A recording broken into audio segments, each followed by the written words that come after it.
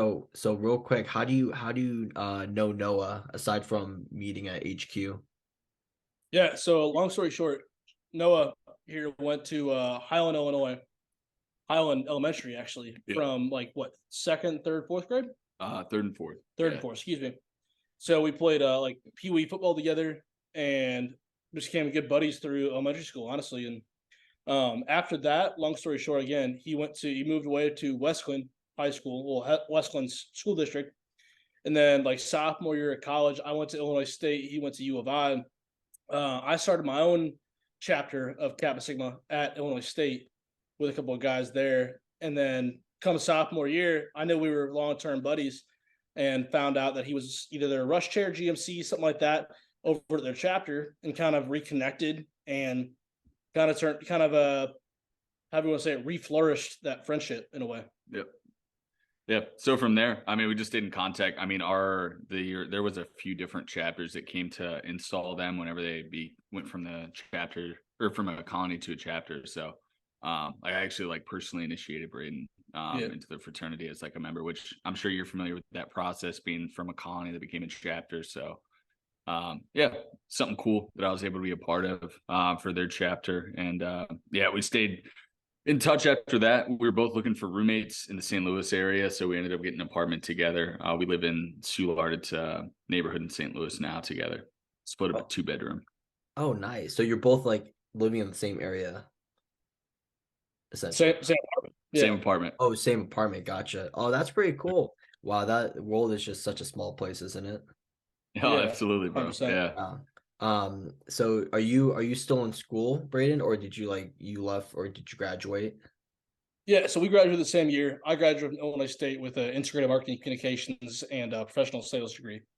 And then went on the road for a year and worked for headquarters as a area recruitment manager or ARM. Then more or less had a nephew back home, so decided to kind of give up on that pathway of a career in a sense, and then moved back home and worked for a company. Then, long story short, left them in January, and I now work for a company called Eyesight Media Group in St. Louis, and so we're the number one provider of in sport venue advertising in restrooms. Interesting. Yeah, majority of the sport venues in the United States, it's a tough niche to explain, but majority of these sports venues in America, we are in their restrooms, and we're an advertising platform for a lot of local and national brands. Oh, nice. So could you like give an example, like exactly like in terms of like advertise you said in the restroom? Yeah, 100%. So Okay. like we're above, so male restrooms we're above urinals, and women's restrooms were above like the sinks in like the waiting area in a sense for women's restrooms for a simple example. And so like in St. Louis, we have brands such as like Enterprise, Two Men in a Truck, anybody local. There's a whole list of them I can give you, to be totally honest. But we're in cities like St. Louis, Columbus, Louisville, uh, Miami, Florida, Fort Lauderdale, actually. But for the Florida Panthers, who are good luck to them in the second round of the playoffs right now. I mean, you guys do business with MLS, Yep, hockey. MLS, NHL, MLB, NBA, excuse me, and whole 9 yards. Anyone that's got a stadium, we're there. We want to Wow. be there. So you're basically like an advertising like aggregate in a sense, like in this type of niche, from what I'm hearing. Yeah, Wow, that's pretty yeah. cool. They've been a business for a good amount of years. I actually, like I said, I just joined them in January, so I joined them as a more or less a client representative. But my entire title is I'm in charge of communication and relationships between all of our venues across all of our platforms in any league, any state, anywhere that it is in the United States. And so my job is to maintain relationships and make sure all communication is very straightforward between our company, our network, and their team and their venue. Wow, that's awesome. Do you often like maybe find it hard at times to like try to figure out like how am I going to keep this relationship like up to par? How am I trying to keep it like where we have a strong rapport, with between clients? Or do you just because you seem like a very personable person. I feel like you're someone who people could get along with easily. Yeah. So, yeah, to your question, my biggest thing in my business right now is honestly keeping everything totally 100. And so Whether that's calling a person that I'm in contact with in the middle of their day. If they're busy, I get it. I'll hang up and I'll call them back in an hour or two. But at the same time, like if there's something on our network that needs to be addressed on their end or our end, like call me. I mean, no one knows as well. I've gotten called. We're at a Cardinal game on a Saturday afternoon, and I'm handling it right away. Like the biggest thing to me is making sure if they're having a event or game or like that at their venue at that time, I'm on it no matter what. But at the same time, if it's during the week and we got to prep like a day, 2, 3, 4 days in advance, like the biggest thing to me is like, okay, hey, call me. Let's hop on a Zoom. Let's do something to where we can be all straightforward. Don't get me wrong, I'm a professional person in that atmosphere and in that presence. But at the same time, biggest thing to me is being who I am and the person I'm talking to. I want them to be the person they are as well, so that the information's getting carried away, getting carried to the person I'm talking to, and it's not getting lost in translation in too much of a professional sense.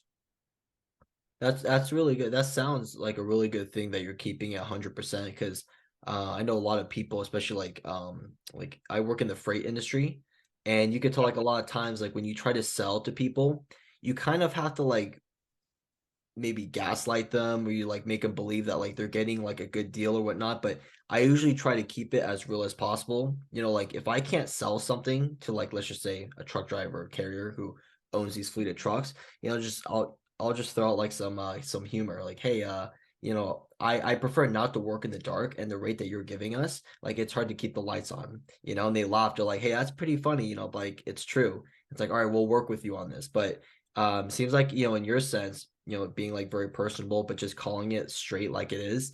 A lot of people like will really come to respect that, being like, this guy is like calling his shots, but he's not talking from like, like a different face in a sense, as we call it. You're just calling it like, hey, just speaking truthfully from the heart. This is just what it is. 100%. I'm confident in what our company does. I'm confident in the way I handle my business, and so as long as we can handle things in confidence, everything's gonna be all right. And I come from a kind of a car sales background in a way, and so my family owns car dealerships over the Illinois side of things, and so being able to come from that background, to your point, in a sales sense, to a background that has a stigma of gaslighting or selling a false product in a sense. No one that I've ever grown up around believes in that, and that's the way I grew up on it. Being a straightforward guy, and being who you are and holding to that in the same sense of you know you can't sell something to someone that doesn't believe in you, so you got to sell yourself first. That's a really good point. I feel a lot of people miss on that part if they get into sales is that they're trying to sell the product or service and like basically, you know, like the company they represent. But it's almost like sometimes from what I've seen, a lot of people almost talking like third person, like they're not talking about themselves. And the way that you build relationships nowadays, like if you want to hold accounts, for example, or do, you know, sales induced, what's it called? Like, you know, sales, a lot of these people aren't going to just believe in you if you're not obviously telling them or showing them at least a part of like who you are, like, oh, Braden, like that guy is he's always positive, he's very personable, like, you know, like if you talk to this guy, like he's going to call it like it is. But when you talk to Braden, you don't get the sense of like, oh yeah, he just wants to sell you this product so he can make profit, blah blah. Like the money obviously comes later, but you know, obviously it sounds like you're selling yourself, which is great. And I had a feeling right away that you probably came into this with like prior sales experience because I could just Oh, tell like right off the bat, like in a good way, like you have sales experience. I appreciate that. Yeah. So what's it called? What would you say is like the hardest thing that you've learned about sales? Maybe like I don't know if it's like maybe a stigma or like a negative connotation or whatnot, but what was hardest for you to like climb? Like what barrier? Yeah, I mean, I can kind of give kind of 2 points on that in the same sense, but like, at least for me, it was seeing it and believing is the way I can say that. But it's like, on one hand, it's seeing it while you're in college. So like, there's a lot of guys. So like I said, I went to Illinois State, who has a very prominent professional sales and sales program, whole 9 yards there. And so a lot of guys that I was in a business fraternity and a social fraternity. And so seeing a lot of guys there that were a part of the professional sales at Illinois State and seeing them get, 105, hundreds on the sales program that you can get there, which is insane. But those folks graduating and going to work for these major companies and not going into there with the idea of I'm the greatest salesman to ever touch the face of this company. It's, hey, I might be good at what I do for selling a random product at Illinois State, but it's going into that company with the idea of, hey, I know I'm good. I'm confident in myself. I'm a little bit cocky. I'm confident in myself nonetheless. But you know what? I still have a shit ton to learn. Excuse me, I don't know if I can cuss in this, but No, I go have ahead, a man. Yeah, you're good. okay. But I've got a ton to learn. And you know what? The biggest thing a person can be, to your point, is being personable, but not just personable to who you're selling to.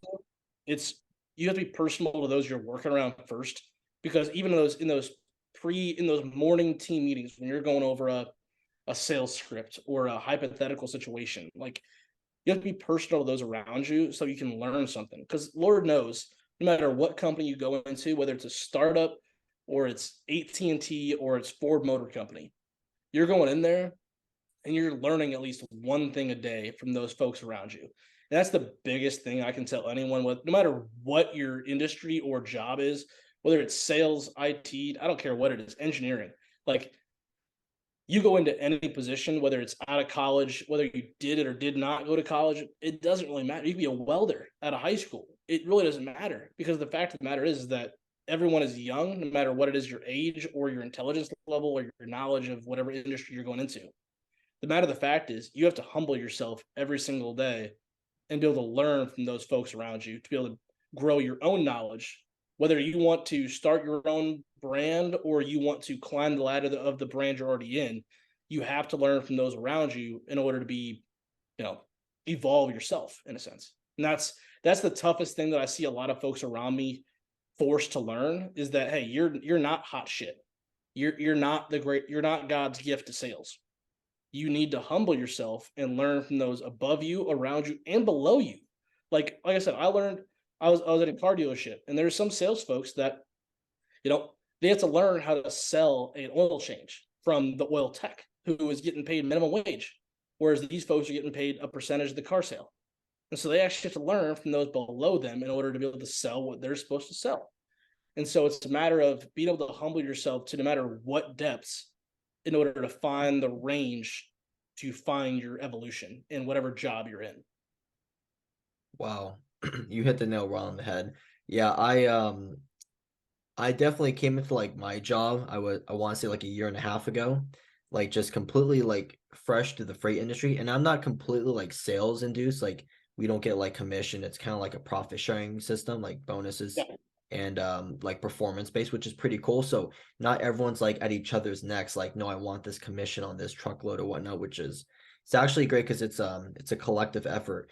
But I went in exactly like how you mentioned, like, just coming in very humble. I knew nothing about the freight industry, and I had the biggest stigma towards sales because I imagine like the people in like the parachute pants trying to sell you something that's gonna break.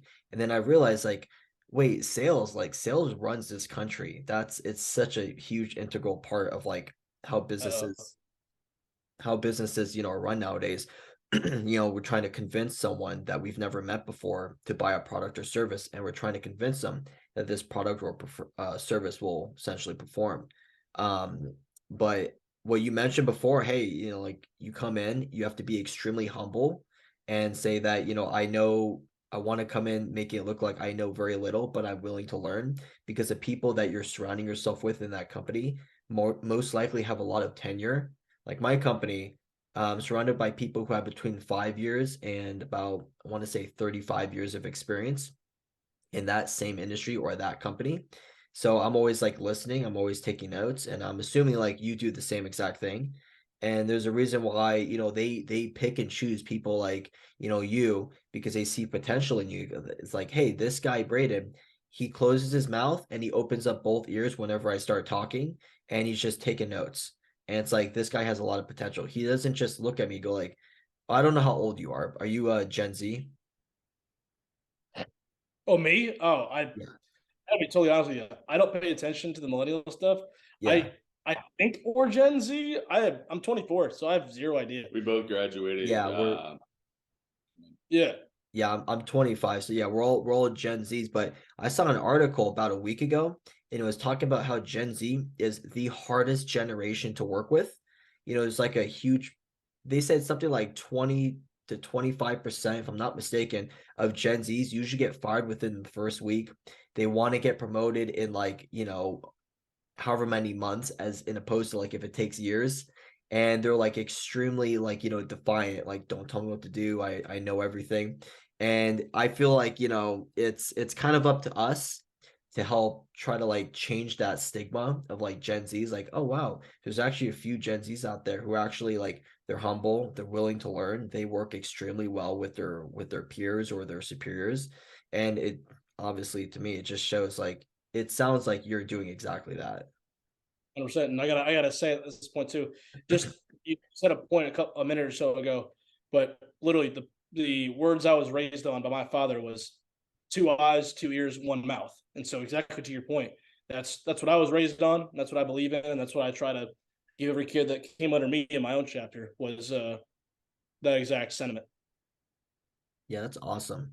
It's just what it is. No, you've been extremely quiet. I just you're just sitting back there I just like like, to talk. Hey, what do you oh, want to do? I know. I'm just messing with you. I'm pulling your leg, man. See, Noah and we go back a little ways, and this is funny because I consider Noah, and I don't mean to throw any shade out there, but like I consider Noah like more of a brother, like in terms of fraternity wise, than some people I actually like were in my own chapter. I get that. Yep. Yeah, honestly. So Definitely you kept you in contact, kept a good relationship. Totally. Post college. I mean, we didn't even go to school together. Really, kind of roommates for a summer, and it's kind of kept that relationship going for sure. Oh yeah, we shared a room, like the office space. Remember that headquarters? And obviously, this guy he took the desk that faced the doorway, so he's like, no one will ever know what I'm doing on my computer. And obviously, I get the side of the room, so every time supervisor walks in, it's like, Joe, like, why are you watching like cartoons or something like that? And I'm like, I don't know what you're talking about. Hey, our projects are done. What do you want us to do? Yeah, I'm not gonna lie, that was probably like one of the most fun like experiences I've ever had. That was a good summer for sure. Yeah. Um, so you obviously enjoy sales. That's really good to hear. And seems like you said you started in January, correct? Yeah, I did. I started with my company in January. Always Okay. sorry. No, I'm not gonna press you into the question of like, hey, like, do you plan on being here long term or short term? Because that's none of my business. But going off of like the sales aspect, um, and I want to ask you for like actually like advice, since I work in like a sales environment. We don't have scripts. It's basically like people will call in and be like, hey, like I'm looking for this truckload going from like California to New Jersey or California to Washington, whatever. It's like, yeah. And we pull it up on our board. It's right here. We give them all the details, we vet them. And then we negotiate, and like if we want to sell it to them, we sell it to them. If we don't, we don't. Um, and sales is obviously different in like every business in terms of like how it's approached or how it's delivered. Um, do you have like a specific script, or is it just kind of like in your position? um I'm trying to figure out how to phrase this so it doesn't sound confusing. But like, do you have a specific script, or is it just kind of like when you talk to new clients, it's just kind of like you already know how to phrase it in a sense without having to look at a piece of paper? Yeah, so I'll answer your first question first. I do want to be there long term. I mean, like I said, I'm put into I'm the first person to be put into the position I'm in with this company. I'm the first generation of this I mean, you're position, if you working want with to call it. mostly existing business at this point now. Yeah, Yeah. but I'm saying within at least within Yeah. eyesight, Yeah. I'm the first guy to have to hold this position. And so yeah, I want to be able to be there for a long time. They eventually want to set me up my own team to work with social media, market branding, whole nine yards. And so that's the long term goal. So to your original question, I know you said you didn't want to ask it, but I'll answer it anyway. I yeah, I love this. I love the guys I'm working with. I love the team I'm with right now. I want to be there for a while. But to the second part of your question, yeah. The company I was previously with was called Abstract Marketing Group. And so they had a script for what they sell, which is the whole bunch of different types of marketing, which I'm not going to say one or the other why I left them, but nonetheless, they had a script. And it's not that I disagree with having a script on how you present a presentation, but it's one of those. Like I said, I grew up in a industry and district of uh, B2C, which is a lot of, you get a customer in front of you, you ask a lot of questions, you have a conversation, you figure out what their needs are, you figure out what their wants are, and it's less of a sale or sell in that sense, and it's more of a, okay, hey, what do I have or what can I get you that fits the needs and your wants? That's what I grew up on. That's what I was taught in school. Like, that's what makes sense to me. And so even now, being in my career of being in more of a B2B sales or marketing role has ultimately been more of a, okay, hey, let's have a conversation. That's what I like, in the sense, kind of to your question of, I like the idea of being able to be in a conversation and say, okay, what do you need? What do you want? What are you looking for? Awesome. What can I provide you with that suits those needs, suits those wants, suits what your bosses want, suits what you long run and short run need, so that way you make money, I make money, and the cycle of currency keeps going around. That's really interesting. I like that. See, like I like hearing about these things because, like I guess like in my own little world, like I'm so used to seeing like a specific sales, either if it's like a tactic or a process, and then like hearing this from you, it's giving me a lot of great insight on that. Like it's not directly right away just selling something to someone, like you're asking questions and you're trying to figure out like, hey, what do you need before you realize you need it? In a sense, it's kind of like, hey, like you don't give a fish, like you don't give a fish like what it wants, you give it like what it needs. It's like you wouldn't give a fish cake, you give it a worm because obviously it needs the worm. Exactly. Yeah, that's really interesting. Another thing too that I've been like pretty curious about with not just like myself, but like a lot of other people. Have you ever been approached by, you don't have to answer this, but I'm just curious. Have you ever been approached by like recruiters who have said like, hey, like we see your experience in this industry. We'd love for you to like, interview at our company or whatnot. I so I have, but not a ton. But actually, your boy here has been approached by a lot more, so he can speak on that kind of thing. Yeah, I mean, I do. I'm pretty active on LinkedIn. I guess me and Joe have talked to a ton about this, but if you're listening to this, I work for a healthcare company. It's called Maxim. I'm a healthcare recruiter, so I manage private duty nursing home care cases. Then I recruit nurses for them. So, kind of, keeping our accounts, if you will, or cases, active, making sure everybody's taken care of. I do all the scheduling, all that, and then I recruit new nurses for them. So with that, I'm doing job posts or like I'm at a career fair, whatever. I'm pretty active on LinkedIn, just being in that HR field. So yeah, with being active on there, a lot of people take notice, I suppose. And yeah, I'll get messages almost weekly from different recruiters for different nurse recruiting roles, like go hybrid, do all this, So it's always something different. I very rarely reply to them. If at all, I'm pretty happy with where I'm at. So not really even really passively seeking at this point. So, but yeah, I definitely get hit up by headhunters, if you will, pretty frequently. Yeah, it's funny because like especially like when I graduated, it was like May of 2020, like right when COVID was like full blown. So obviously a lot of companies they weren't hiring. I was actually planning on moving out of state during that time to like Arizona or Texas. And ironically enough, a lot of those positions are like either they offered me or they wanted me to interview for were like either sales or like marketing. And I was like, hey, like I'm gonna take the plunge. So obviously that was like thrown off the list when COVID happened.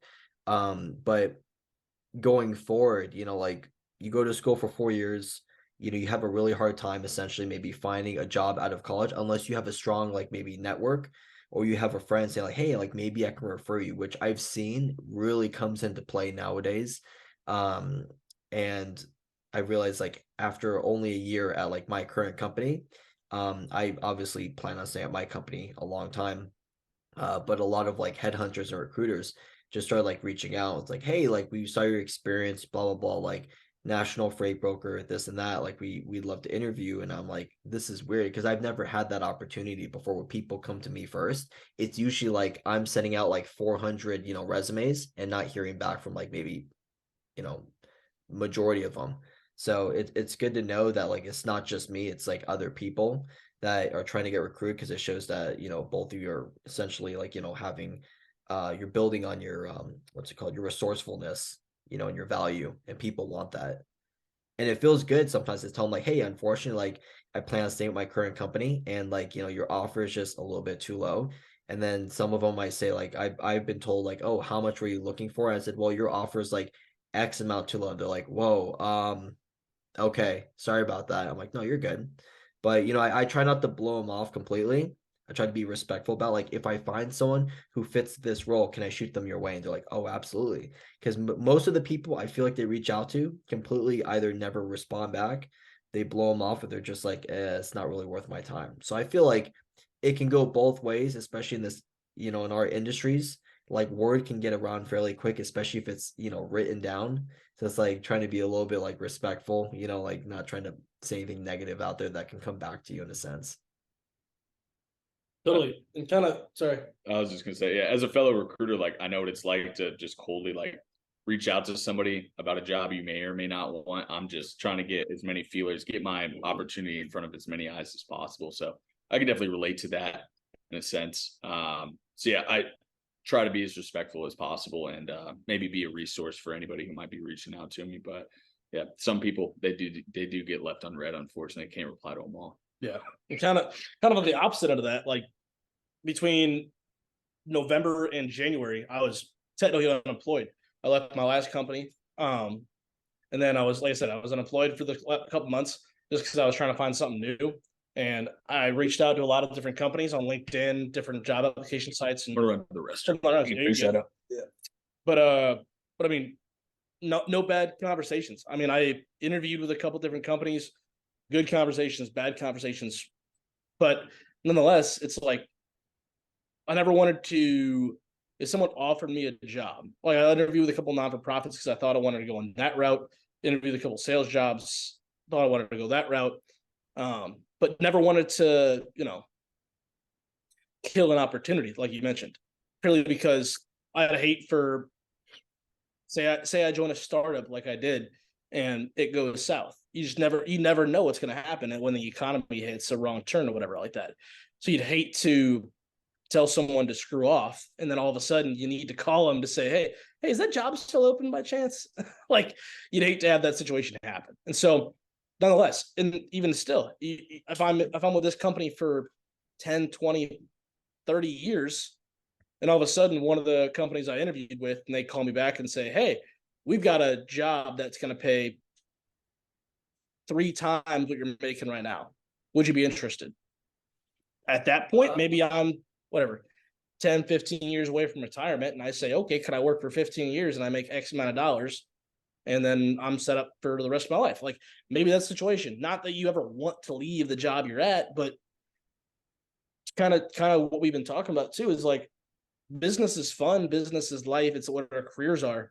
But at the end of the day, we do got to focus on our personal and familial lives first in that sense. So kind of to your exact point, you never want to tell someone to screw off when you're looking at jobs or interviewing different places, because you never want something to bite you in the ass at the end of the day.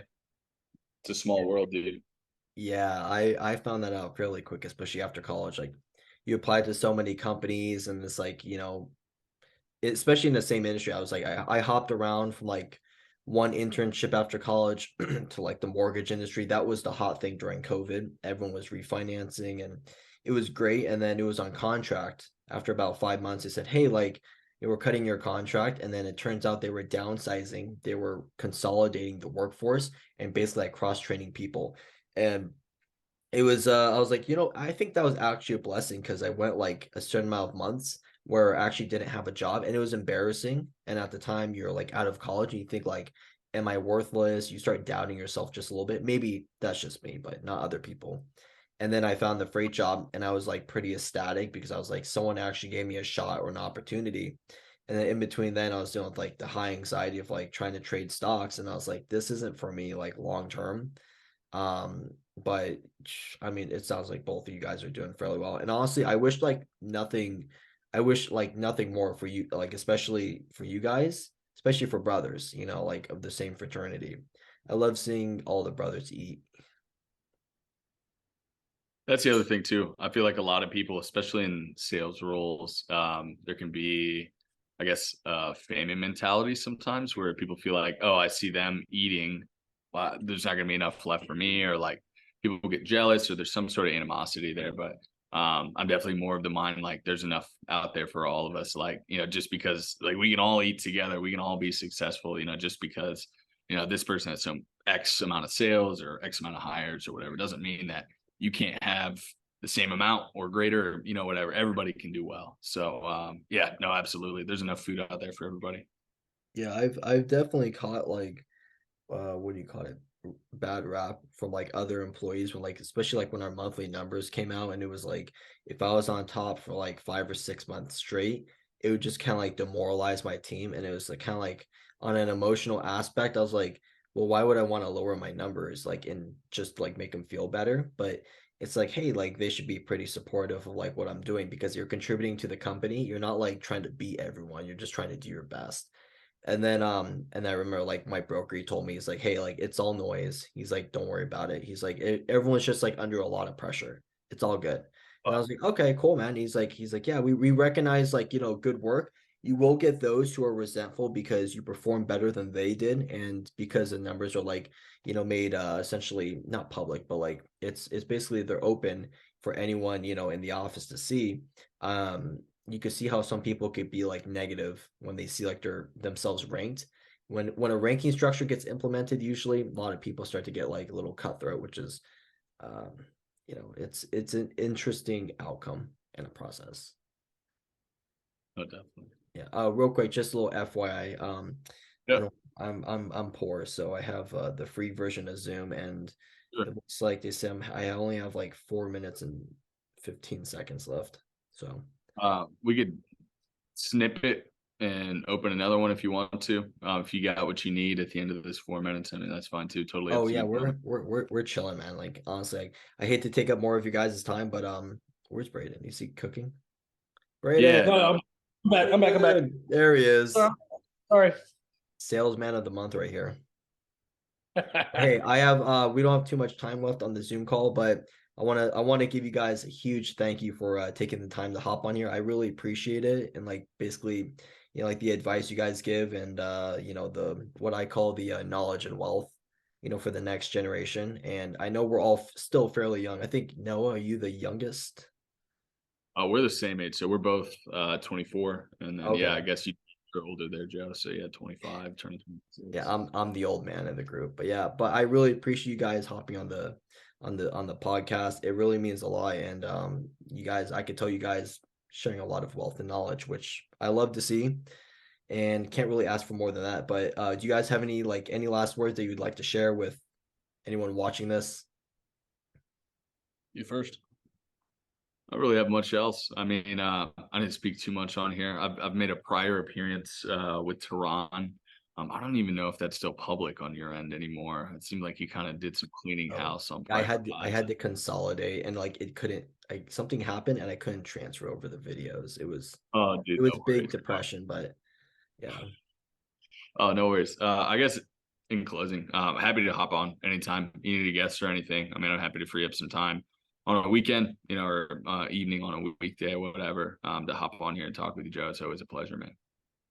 Thank you. And Braden, it was absolute pleasure having you on as well. I know we just met, but you seem like a very good guy, and being former Kappa Sigma, and it seems like you're on a very good path as well. And it's great to know that you're acquainted with Noah. So you guys have each other in your corner. Sure. I mean, we've had each other's back for a long, long time now. To your point, like, hey, same as he said, same goes for me, man. You need a guy back on. I'm more than happy to hop on. I mean, the biggest thing that if anyone's following, anyone's watching, biggest thing I can say is counter to that point. Like whether you're 6, 8, 16, 18, 25, you're 50. Biggest thing you can do is, hey, I don't care if you're making millions or you're making nothing.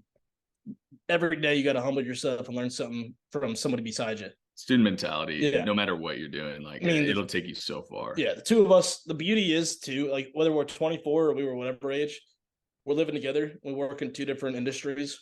We're able to come home and kind of, like you said, student mentality. Like he's an entirely different industry than me. I am as well, and so we're able to kind of learn from each other in kind of two different jobs as well, but they kind of overlap in certain areas. So being able to learn from each other, speaking to folks such as yourself and those around us and whatever else, and learning as much as we can every single day and be able to take that and Find that value. yeah, exactly. Find the value whenever you're saying it. Bingo. Absolutely. 100%. Awesome. That's well said, honestly. Well, hey, thank you both for hopping on the podcast. I really appreciate it. And I think I have two very special people who might be coming on in the near future again. So thank you guys again. I Awesome. appreciate your time, and talk to you guys next time. Appreciate it. Absolutely, Thanks, Joe. man. A to B. Appreciate you having us. A to B.